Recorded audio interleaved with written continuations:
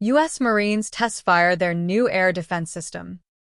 U.S. Marines on a remote Pacific island just proved they can shoot down cruise missiles using a weapon system built around the same technology that has protected Israeli cities from rocket attacks for over a decade. Marines from III Marine Expeditionary Force successfully fired the Medium-Range Intercept Capability, or MRIC, system on June 30th during Exercise Valiant Shield 2026, one of the largest multi-domain military exercises conducted in the Pacific, intercepting an aerial target during a live-fire test at Marine Corps Base Camp Blaz on Guam. The service divested its last mid-range air defense system, the MIM-23 Hawk missile battery, back in the late 1990s, leaving Marines with only the shoulder-fired Stinger missile for close-in protection against aircraft, a weapon that requires an operator to visually track and lock onto a target's heat signature before firing, making it poorly suited against drone swarms or coordinated attacks launched from multiple directions simultaneously. MRIC closes that gap by pairing a radar-guided interceptor with the Marine Corps' existing YEN-TPS-80 ground-air task-oriented radar, letting the system autonomously search for, track, and engage complex aerial threats rather than depending on a human spotter to find the target first.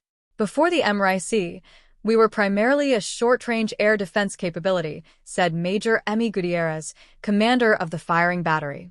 The Marine Corps employed the Stinger for years, but that capability is significantly different. With the evolution of air defense weapon systems, we saw a need to adapt. The interceptor missile at the heart of MRIC has an unusually proven combat record for a system just entering U.S. service. MRIC fires the SkyHunter, Raytheon's American-built version of Israel's Tamir interceptor, the same missile that powers Israel's famous Iron Dome air defense system, which Raytheon says has intercepted more than 1,500 incoming targets, with a success rate exceeding 90% since first being fielded in 2011.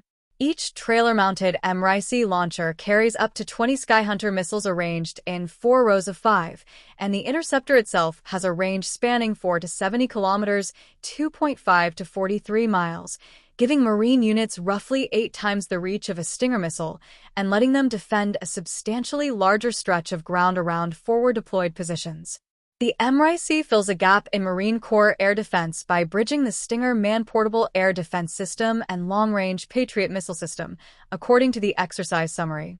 That positioning matters strategically because it gives Marine units something they have never had in the modern era: the ability to maneuver deep inside contested territory, inside what military planners call an adversary's weapons engagement zone, while still carrying meaningful air defense coverage with them rather than depending entirely on Navy warships or Allied aircraft to provide that protection from a distance. Our ability to rapidly insert and fill critical gaps within an integrated air defense system is critical not only to the Marine Corps, but also the Joint Force as a whole, Gutierrez said. The MRIC fits into expeditionary warfare perfectly because of its ability to be rapidly deployed. Getting Marines proficient enough to actually operate MRIC in combat took nearly 2 years of dedicated training, according to the exercise account, covering the system's radar operations, command and control interfaces, and interceptor engagement protocols. That training culminated in 2 weeks of range work at Camp Blaz, specifically refining the physical choreography of setting up and firing the system under realistic conditions. The Marines have been practicing setting up and tearing down long before they arrived at the range, said Master Sergeant John Lukashevitz, an operations chief. Now they are refining the movements, timelines, and communication pathways to allow that interceptor to leave the canister and engage the target.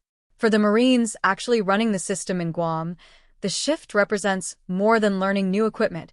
It reflects a fundamental change in what their job now requires. These Marines have gone from being known as just low-altitude air defense to ground-based air defense professionals, Gutierrez said. One of the system's primary operators described the practical value MRIC adds to the broader air defense picture Marine units now have to manage. It helps us with an extra layer of defense with something in front, said Sergeant Nicholas Hewlett Jr. It allows us to defend against the current warfare threats that we see with drones and missiles.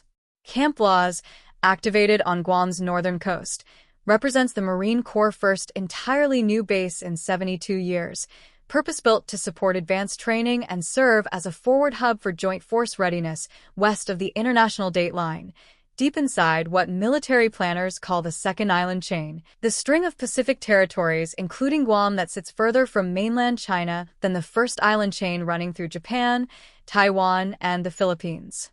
The Marine Corps hasn't had a brand new base in 72 years, said Dr. Monty Powell, operations officer for Camp Blaz. We have the opportunity to provide a modern forward operating facility with ranges and training facilities for Marines and Joint Forces who are forward deployed. Joint Region Marianas provided 12.5 miles of ocean range off Guam's coast specifically to allow the MRIC interceptor to safely engage its target during the live fire event, a logistical arrangement that let III MEF conduct the test using Camp Blaz's ranges in what Lukashevitz described as a non-traditional application of the base's normal training footprint. Valiant Shield allows us to operate in the second island chain, Lukashevitz said. The joint force across Guam has been supportive during the whole exercise. Camp Blaz allowed us to use their ranges in a non-traditional way. It is the best way to execute this mission because of the safety measures that they provided. The island sits within range of Chinese ballistic and cruise missile threats and has increasingly become a focal point for American Pacific military planning, a status underscored by the roughly $233.6 million the Marine Corps requested for the MRIC program in its fiscal year 2027 budget request as it works toward equipping all three of its low-altitude air defense battalions with the system between 2026 and 2028.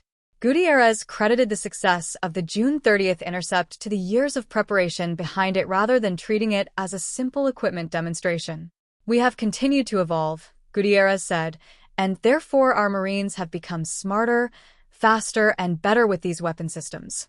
Their skills grow, and the overall capability of the ground-based air defense community grows. Gutierrez closed by crediting the Marines themselves for carrying the program to this point. The Marines are working hard and without a doubt are motivated, Gutierrez said. They took the initiative and the opportunity in years of work to come out here and lead this live fire. Without their commitment to the mission, we would not be here and we would not be successful. For that, I'm extremely proud of our Marines.